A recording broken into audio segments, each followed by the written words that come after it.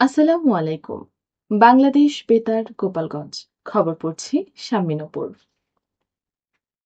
ঢাকা বিভাগের অতিরিক্ত বিভাগীয় কমিশনার মোহাম্মদ আজমল হোসেন গতকাল শরীয়তপুর সদর উপজেলার পালং ইউনিয়ন ভূমি অফিস পরিদর্শন করেছেন। পরিদর্শনকালে অতিরিক্ত বিভাগীয় কমিশনার ভূমি সেবা জনগণের দোরগোড়ায় সহজে পৌঁছানোর জন্য ভূমি সংশ্লিষ্ট কর্মকর্তাদের নির্দেশনা প্রদান করেন। ভূমি অফিসগুলোতে যাতে জনগণ সহজভাবে বিড়ম্বনা ছাড়া ভূমি সেবা পেতে পারে সে বিষয়ে কর্মকর্তাদের কাজ করে যাওয়ার পরামর্শ দেন অতিরিক্ত বিভাগীয় কমিশনার। অতিরিক্ত জেলা প্রশাসক রাজস্ব মোহাম্মদ মাসুদুল আলম, সদর উপজেলা নির্বাহী কর্মকর্তা ইলোরা ইয়াসমিন এবং সদর উপজেলা কমিশনার ভূমি নাফিস এলাহী এ সময় উপস্থিত ছিলেন। গোপালগঞ্জে জেলা পর্যায়ে গ্রাম আদালত কার্যক্রমের বার্ষিক অগ্রগতি পর্যালোচনা ও করণীয় শীর্ষক এক সভা গতকাল জেলা পৌর মিলনায়তন সম্মেলন কক্ষে অনুষ্ঠিত হয়েছে। জেলা প্রশাসক মোহাম্মদ কামরুজ্জামান এতে প্রধান অতিথি হিসেবে উপস্থিত ছিলেন। জেলা প্রশাসক বলেন, যার যার এলাকার জনপ্রতিনিধি সাধারণ জনগণকে আপনাদের বিচারিক সুবিধা দিতে হবে, কারণ আপনারা জনগণের সেবক। গ্রাম আদালত যেহেতু সর্বোচ্চ ৩ লক্ষ টাকা পর্যন্ত বিরোধ সমাধান করতে পারে, তাই ছোটখাটো বিরোধগুলো গ্রাম আদালতের মাধ্যমে নিষ্পত্তি করতে হবে। গ্রাম আদালতের এখতিয়ারের মধ্যে পড়ে না সে সকল মামলা আপনারা গ্রাম আদালতের মাধ্যমে নিষ্পত্তি করবেন না। ডিডিএলজি বিশ্বজিৎ কুমার পালের সভাপতিত্বে গোপালগঞ্জ জেলার ৫টি উপজেলার উপজেলা নির্বাহী অফিসার, ডিআরটি সদস্য, ইউনিয়ন পরিষদের চেয়ারম্যানগণ এ সময় উপস্থিত ছিলেন। নড়াইল জেলা কৃষি পুনর্বাসন বাস্তবায়ন কমিটির এক সভা গতকাল জেলা প্রশাসকের সম্মেলন কক্ষে অনুষ্ঠিত হয়েছে। সভায় জানানো হয়, জেলার যে কোনো প্রাকৃতিক দুর্যোগ মোকাবেলায় কৃষি পুনর্বাসনের জন্য সরকারি গুদামগুলোতে পর্যাপ্ত সার ও বীজ মজুদ রয়েছে।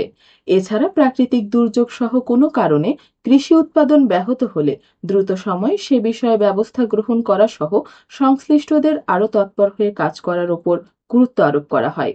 জেলা প্রশাসক শারমিন আক্তার জাহানের সভাপতিত্বে অতিরিক্ত জেলা প্রশাসক সার্বিক লিঙ্কন বিশ্বাস, জেলা কৃষি সম্প্রসারণ অধিদপ্তরের উপপরিচালক মোহাম্মদ জসিম উদ্দিন, সংশ্লিষ্ট বিভাগ ও কমিটির সদস্যরা এ সময় উপস্থিত ছিলেন। গোপালগঞ্জের টুঙ্গিপাড়ায় স্বেচ্ছাসেবী সংগঠন স্বপ্ন ফেরিওয়ালার উদ্যোগে দিনব্যাপী ফ্রি মেডিকেল ক্যাম্প গতকাল কুশলী গ্রামে অনুষ্ঠিত হয়েছে।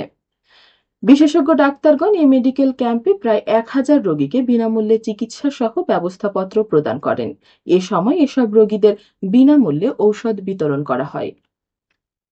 গোপালগঞ্জের কোটালীপাড়ায় ইয়াবা সহ সবুজ দারিয়া নামে এক মাদক কারবারিকে আটক করেছে পুলিশ। বুধবার রাতে উপজেলার টুপুরিয়া গ্রামের হেমায়েত ব্রিজ পার থেকে তাকে আটক করা হয়। পুলিশ জানায়, গোপন সংবাদের ভিত্তিতে টুপুরিয়া হেমায়েত ব্রিজ সংলগ্ন এলাকায় অভিযান চালিয়ে সবুজকে ১০৭ পিস ইয়াবা সহ আটক করা হয়েছে। গতকাল আদালতের মাধ্যমে তাকে জেল হাজতে পাঠানো হয়েছে। নড়াইল শহরের ধোপাখোলা এলাকায় সড়ক দুর্ঘটনায় ইমন নামে এক যুবক নিহত হয়েছে। লাহুরিয়া ইউনিয়ন পরিষদের chairman engineer SM. Kamrul Islam Kamran জানান, গতকাল সকাল 10:30টার দিকে ইমন নড়াইল শহরের ধোপাখোলা এলাকায় সড়ক দুর্ঘটনায় গুরুতর আহত হয়। পথচারীরা তাকে উদ্ধার করে নড়াইল জেলা হাসপাতালে নেয়ার পর অবস্থার অবনতি হলে উন্নত চিকিৎসার জন্য তাকে খুলনা মেডিকেল কলেজ হাসপাতালে নেয়ার পথে ইমনের মৃত্যু হয়। গোপালগঞ্জের কোটালীপাড়ায় স্কেটিং জুতা কিনে না দেয়ায় মায়ের ওপর অভিমান করে ১২ বছর বয়সী রমজান মোল্লা নামে এক শিশু আত্মহত্যা করেছে। গতকাল সকালে উপজেলার কুশলী ইউনিয়নের চোরখুলি গ্রামে এ ঘটনা ঘটে। পুলিশ জানায়, গতকাল সকালে রমজানের চাচা আশিক মোল্লা জানালা দিয়ে ঘরের আড়ার সাথে গলায় ফাঁস দেওয়া অবস্থায় রমজানকে দেখতে পেয়ে চিৎকার দেয়। এ সময় তার চিৎকারে আশেপাশের লোকজন ছুটে এসে দরজা ভেঙে ঘর থেকে রমজানকে মৃত অবস্থায় উদ্ধার করে। এ বিষয়ে থানায় একটি অপমৃত্যু মামলা দায়ের করা হয়েছে। গোপালগঞ্জের মকসুদপুরে পুকুরে গোসল করতে নেমে পানিতে ডুবে ৭ বছর বয়সী হাফিজ মাতুব্বর নামে এক শিশুর মৃত্যু হয়েছে। গতকাল দুপুরে মকসুদপুর উপজেলার মহারাজপুর ইউনিয়নের খান্দকারকান্দি গ্রামে এ ঘটনা ঘটে। পুলিশ জানায়, গতকাল হাফিজ বন্ধুদের সাথে বাড়ির পাশের পুকুরে গোসল করতে গিয়ে ডুবে যায়। পরে অন্য শিশুরা বাড়িতে গিয়ে বিষয়টি জানালে পরিবারের লোকজন পুকুরে খোঁজাখুঁজি করে তাকে মৃত অবস্থায় উদ্ধার করা হয়। সবশেষে আবহাওয়া।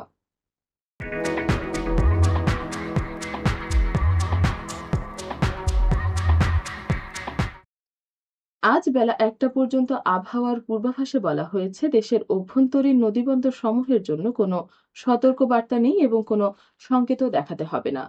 খবর শেষ হলে আমাদের পরবর্তী খবর প্রচারিত হবে সকাল ১০টা ৩০ মিনিটে বাংলায়।